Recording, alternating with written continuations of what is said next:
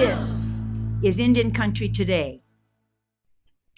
Esculi, thank you for joining us. I'm Patty Thalahungva. Here are the headlines for Thursday, November 5th. More milestones in election 2020 for tribal nations, state legislatures, and Supreme Courts. Here's a sampling of election firsts from Indian Country. For the first time ever, Northern Cheyenne Nation voters elect an all-female tribal council. The nation is based in southeastern Montana. In Kansas, first-time candidate Christina Haswood, who is Dene, will become that state's youngest sitting legislature at 26 years old. And it is looking like she will serve with Stephanie Byers, who is Chickasaw. Byers could be the first transgender woman in that state's legislature. Heather Keeler, who is Yankton Sioux and Eastern Shoshone, and Jamie Becker Finn, who is Leech Lake Ojibwe, each won seats in the Minnesota State House. And Affie Ellis, who is Wyoming's first Native state senator, won her re-election bid. The Dene woman is a Republican. For a complete list of candidates, check out our website, indiancountrytoday.com. Elections often use voter demographics to show how the people are voting. Yet a common complaint is that polls don't mention or they skip American Indians and Alaska Natives. The National Congress of American Indians described it as being the asterisk nation because an asterisk instead of a data point is often used when reporting racial and ethnic data. There are a lot of reasons for that missing data point, and usually it's due to the mismatch between a tribal community's size and the number of those surveyed in the poll. This week, CNN's Election Day coverage used something else as a voter category for tribes in Arizona. Native Americans there make up 4.5% of the state's population and are a large voting bloc. The Native vote contributed to turning Arizona into a purple swing state. Very quickly, the hashtag something else and memes started popping up on social media. Cartoonist Ricardo Kate contributed this comic. The first Maori and first woman is now New Zealand's foreign minister. Nanaia Mahuta was appointed to the position of Minister of Foreign Affairs by New Zealand's Prime Minister on Monday. Mahuta has nearly 25 years of political experience, including her most recent role as Minister of Maori Development and Local Government. She is part of what is becoming one of the most diverse parliaments in the world. More than half of the 120 elected representatives are women, and 10% identify as LGBTQ. The Arizona Study Commission on Missing and Murdered Indigenous Women and Girls released its final report. Dozens of policy recommendations are named to address the epidemic of violence. The committee recommends establishing methods and protocols for trafficking, gathering and collecting data on violence against Indigenous people. It also recommends 60 hours of annual cultural sensitivity training for all social services and law enforcement. It took nearly a year of in-depth research headed by members of Arizona's legislature's Indigenous Peoples Caucus, along with experts and local community organizers. The report lays out clear language for responding to those cases and creating interagency protocols. They still have to establish preventive measures to keep Indigenous people from being murdered or disappearing. The Penobscot Nation is celebrating the historic return of 735 acres in Maine by the Elliottsville Foundation. The area was once part of the Penobscot's ancestral territory and is located near Pleasant River and the town of Brownville. The tribe's natural resource director, John Banks, called it sacred ground because of its role in providing sustenance for many tribal families. The land and river are home to native brook trout, Atlantic salmon, deer, and moose. The state says it's compelled to tell a different and more complete narrative of the area. College basketball is coming to the Mohegan Tribe's Resort Casino later this month. Mohegan Sun is hosting more than 30 college basketball teams, and the Resort Casino is now a modified bubble for several early season tournaments, including 2 being moved from New York. The compound has been dubbed Bubbleville, as college basketball programs play games in the midst of this coronavirus pandemic. Owned by the Mohegan Tribal Gaming Authority, the Resort Casino is no stranger to hosting live sports. The tribe owns the WNBA team, the Connecticut Sun, and usually host games there. And for the National Lacrosse League season, you can find the New England Black Wolves playing there as well. And those are the headlines from Indian Country Today for Thursday, November 5th. I'm Patty Thalahungva. When we come back, it's the 20th anniversary of the Sacagawea coin.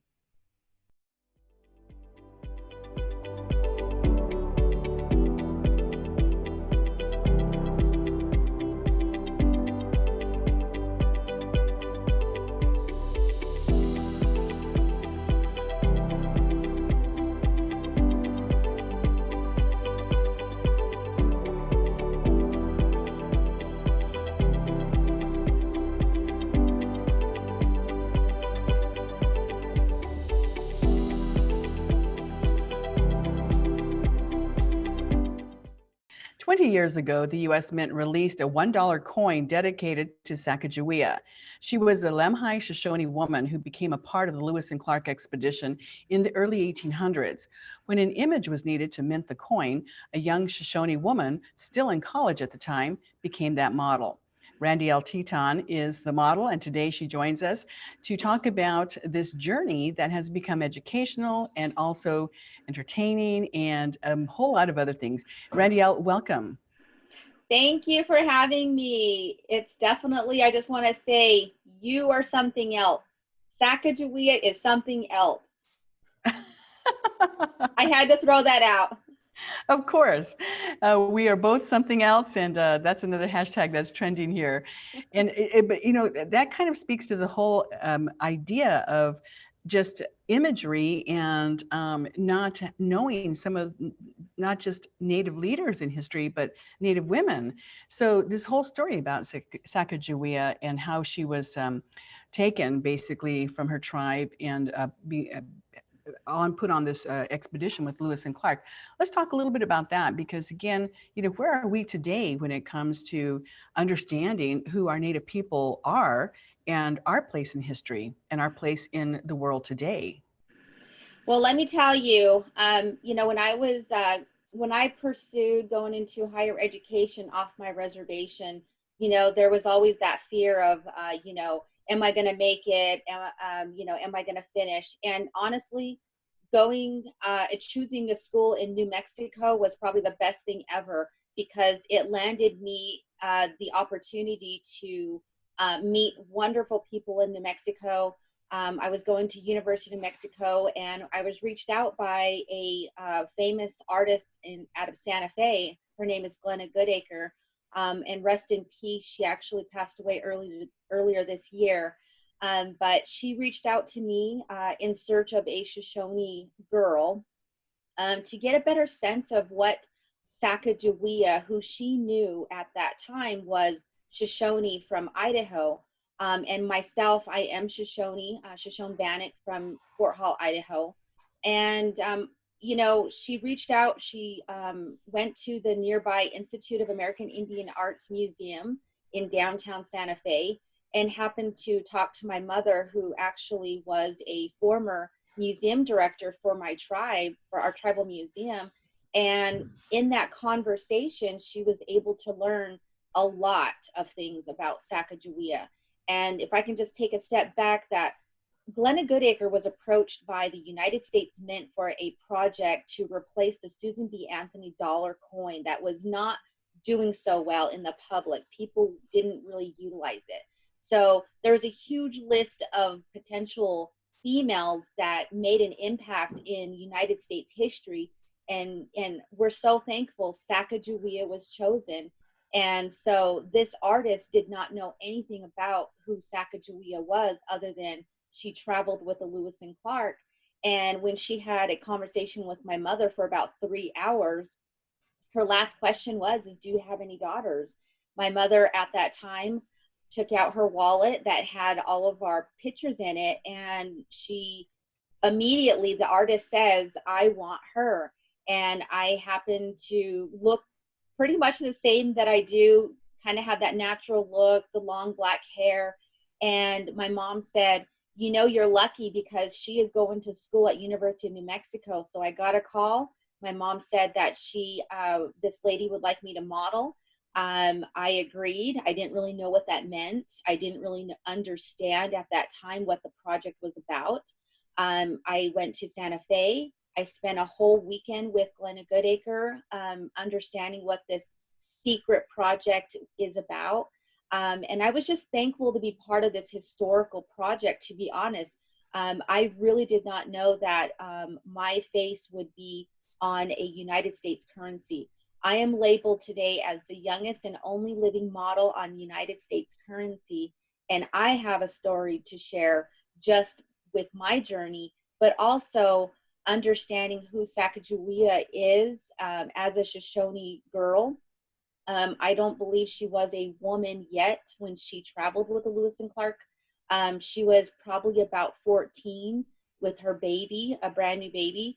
And if you can imagine, you know, being 14 with a brand new baby and having to take care of 20 plus men that you've never, you don't know. That was her situation.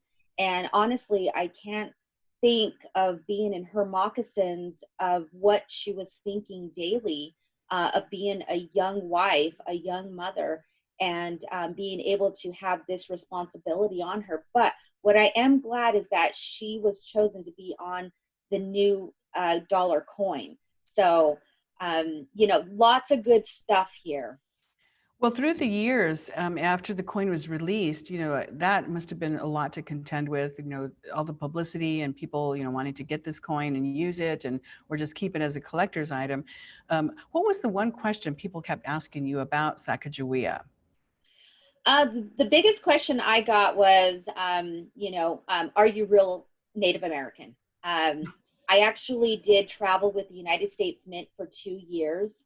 The coin was actually, get this, it was released at the White House on the lawn when President Clinton was our president. He was actually in Puerto Rico at the time of the unveiling ceremony. And I was able to share the stage with his wife, Hillary Clinton, and also with the U.S. Mint, and a couple of other tribal delegates were also at this unveiling ceremony. And it was an amazing opportunity, but at that event, I was able to brush shoulders and really network with a lot of Congress people, political figures in Washington, D.C. and New York. And the biggest question I got is, are you related to Sacagawea? No, I'm not related to her blood-wise, but when you actually take a large group of Shoshones, we're all related in some way, whether it's through intermarriages. But unfortunately, Sacagawea had 2 children, but they were not able to bear children because her daughter passed away from a putrid fever, which is sad. She was about 2. And then her son, who actually was with her on the expedition, he actually lived to be in his early 20s, and he passed away. Wow. So she does not have any lineage today. What was the biggest misconception about Sacagawea that you heard? That she did not serve the expedition adequately, as people, I think, write about her.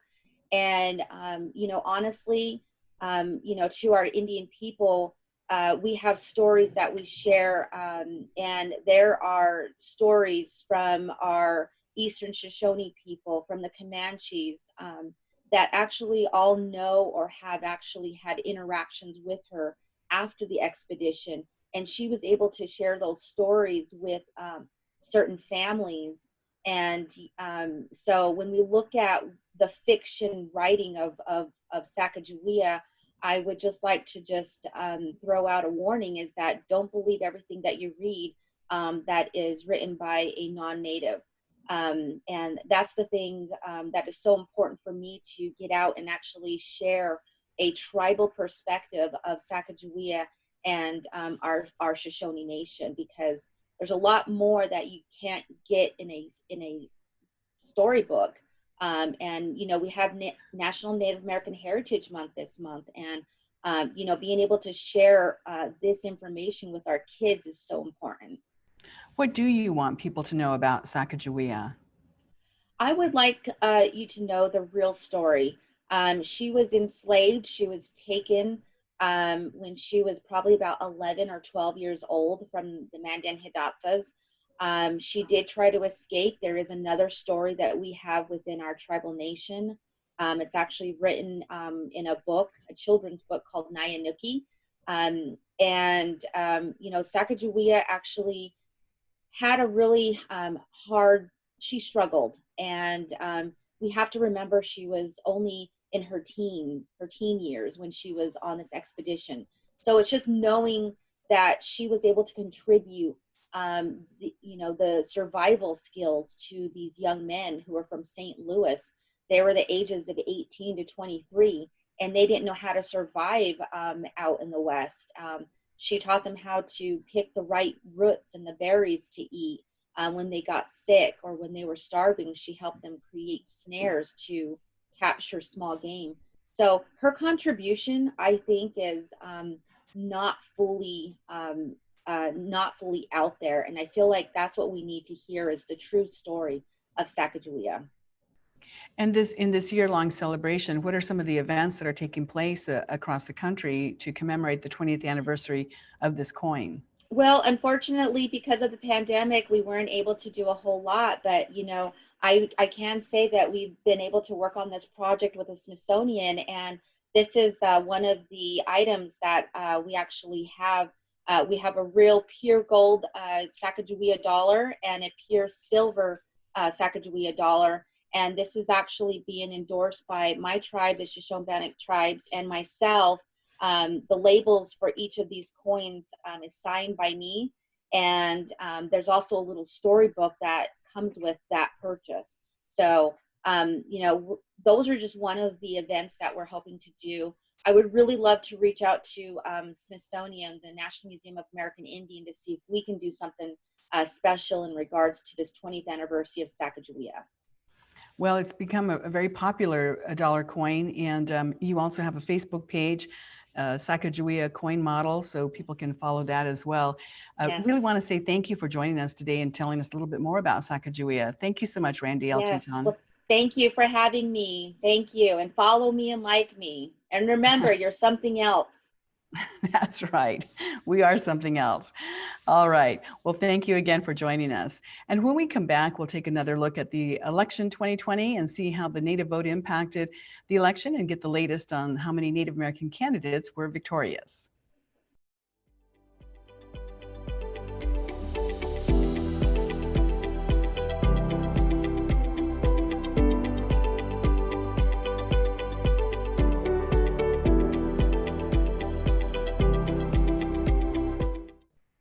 It's been about 48 hours since the polls closed, depending on your time zone, and still some races are too close to call.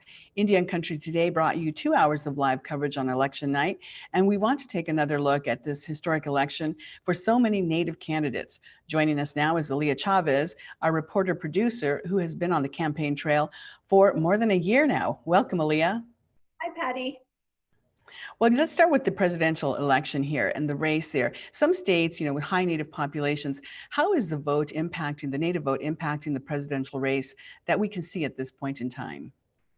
Definitely. As of Thursday morning, there's a number of states who still haven't called, which way they're leaning in terms of President Trump or former Vice President Joe Biden. A number of those states being Nevada, that has a big Native population. Another state being Arizona, which also, I'm sure you're very familiar, Patty, has a large chunk of people who are eligible to vote. So those are two states already that have large Native populations. Another one being Wisconsin.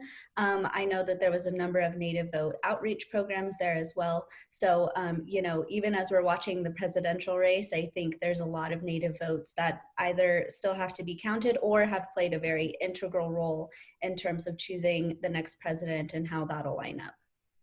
Well, absolutely. In Arizona, the other big race that people are watching nationwide in Arizona is the race for Senate. And Mark Kelly, the Democratic candidate, beat out the Republican candidate, Martha McSally, and she had been appointed by the governor here after the death of John McCain. So, and John McCain had a large Native following. So I think that some of those followers went to Mark Kelly there. And it's interesting, Arizona was called on election night by Fox News as going to Joe Biden. And they're so far, they're the only network that's called this state for Biden, which is interesting because they've been, in support of President Trump for so long. So we'll just see how this whole election shapes up, and we're continuing to watch. Some states won't even have all of their votes counted. They have a law that says they, and you might remember which state, but they have up until Friday to count their mail-in ballots. So it still could take another 24 hours, or it could even be until Monday before we actually hear the results of all the races there. What about the congressional race? How is that shaping up? It's kind of historic. Historic, definitely. We started off with 14 Native candidates that we were watching going into the night. 6 of those were successful, 4 being Native representatives that were reelected. We had 2 representatives in Oklahoma, Mark Wayne Mullen and Tom Cole, who have both been reelected. And then the first 2 Native women elected to Congress, Representative Sharice Davids and Deb Haaland, have also both been elected. But the real story and the real highlight has been the 2 new Native representatives. So in New Mexico, we have Yvette Harrell, who's a Republican who was elected for a first term. So she'll be representing New Mexico in Congress, and she's Cherokee. And in Hawaii, we have a Native Hawaiian representative. His name is Kai Kahele, and he's just the 2nd Native Hawaiian to represent Hawaii in Congress since statehood. So that's a big win for them. I've seen a lot of praise and congratulations for Representative-elect Kahele. And so those were really big stories of the night. So we very confidently can say that we went from 4 Native representatives in Congress to now we will have 6. And there's a bipartisan balance there as well, right? Yeah, I thought that was so interesting. So of the 6 Native representatives, 3 are Republicans and 3 are Democrats, and also 3 are women and 3 are men. So also very interesting how that played out. I think, you know, stats like that you can't really plan for, they just kind of happen. Well, that was certainly exciting to be reporting those races and the success. And, you know, you're looking at 14 candidates, 6 of them won their elections, and so nearly half. And that's a huge difference when you consider the race in 2010, when there were not this many, maybe 2 candidates running for office at that point who are Native. Definitely. And even the candidates who didn't win, I've had the chance to talk to them over the course of the last year. And a lot of them said that they were really spurred to run by Representative Haaland and Davids. And so, you know, them being the first 2 Native women elected to Congress, it really seems like a lot of other people were encouraged to run after them. So that's very interesting. And what about some of the state races? How did Native candidates fare there? Definitely. So I have some numbers. As of Thursday morning, we followed 111 candidates running up and down the ballot. That's for United States Congress, for state legislatures, all the way to city councils and county commission races. So as of Thursday morning, we can say that 61 of those candidates won their races. 31 lost their races, and we're still waiting to hear of 16 other races. We're still waiting to hear the results of 16 other races. So we'll continue following that, and folks can check out Indian Country Today. We'll be posting updates there. The other sort of data that I wanted to touch upon that I thought was really interesting, going into Tuesday evening, we were following 66 Native women who were running for office. We can say that 37 of those 66 Native women won their races. 21 lost, and we're still waiting to hear about 8 others. So very interesting to see. At this point, we can say that more Native candidates won than lost, and we're still waiting, of course, to hear results from others. Okay, I'm going to put you on the spot a little bit, because part of this comes with the idea, you know, that these names are very different sounding. Maybe names that, last names that most Americans may not have heard of before. Do you want to give us a list of some of the different names that we're going to be hearing now? Definitely. I think in terms of not only the congressional candidates, there's also up and down on the state legislature offices. There's a couple that are interesting. So there were a number of Native lawmakers who were reelected to various state legislature offices. Some of those include Ponca Wee Victors in Kansas. She is a Kansas State House representative. And then another is Deborah Lekanoff in Washington, another being Afi Alice, a state senator in Wyoming, and of course, the representative-elect in Hawaii, Kai Kahele. So many different names and people coming from different tribal nations. It's really exciting to see this, and yet it's kind of sad that after so many years of a Democratic government, we're finally now seeing Native American representation. The state of Montana also has a large number of state elected office officials who reflect the population there. So the large Native population in Montana you see that reflected in their state legislature. Any last thoughts on election 2020 and waiting for results? As I mentioned, people can stay tuned to more results on IndianCountryToday.com and our social media pages. All right. Well, Aliyah Chavez, thank you so much for joining us. Thanks, Patty.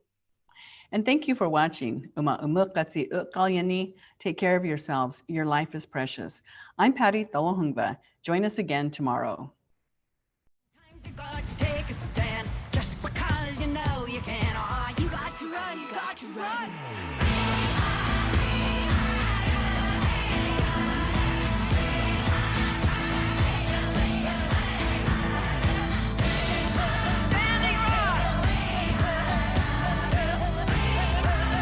Indian Country Today is recorded at the Phoenix Indian School Visitor Center in Phoenix, Arizona. This is Indian Country Today.